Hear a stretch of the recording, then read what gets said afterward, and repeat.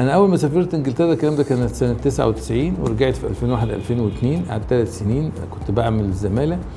اول ما سافرت اشتغلت في مركز زراعه اعضاء في كارديف في يونيفرسيتي هوسبيتال اوف ويلز اسمه نفرولوجي اند رينال ترانسبلانت يونت.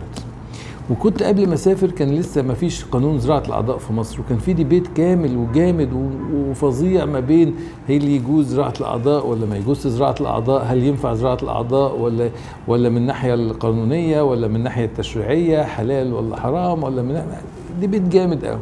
مش هدخل في ده كله، لكن انا هقول لكم احساسي ومشاعري فقط.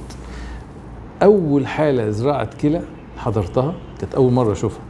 الكليه كانت بتتحفظ في بوكس كده، ايس بوكس تلج كده، وبتيجي محفوظه في التلج، ولازم الممرضه كل ساعتين تعمل تشيك على التلج ان التلج ما مسحش ودرجه الحراره مظبوطه، وتعمل تك كده لحد ما توصل لمكان الزرع. فكانت الكليه بتجيلنا في بوكس معاها ورقه، الممرضه ماضيه وعامله ساين ان الكليه محفوظه، وتبقى صغيره خالص وبيضه وشرينكج وشكلها صعب خالص، وتقول يعني سبحان الله كليه ميته، خلاص ميته كليه، يعني بقى لها 10 ساعات 8 ساعات، هي بتقعد كان لحد 11 ساعه و10 ساعات محفوظه. فجينا بنعمل اول حاله، واول حلقه احضرها، ده حقيقي وده احساس مش هقول لكم اكتر من كده.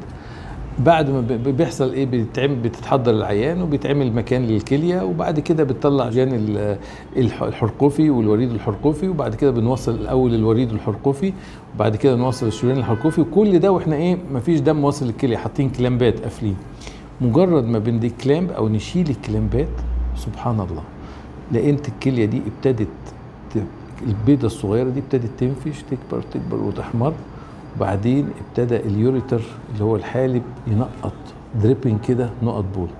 والله العظيم حقيقي الواحد جسمه اشعر وقال سبحان الخالق سبحان الله، سر الحياه زي صغيره كده بتنبت كليه بترجع فيها الحياه، جزء ميت بيرجع فيه الحياه، وده سر الحياة اللي هو وسر الشفاء اللي هو بإيد ربنا بس مش بإيد حد تاني.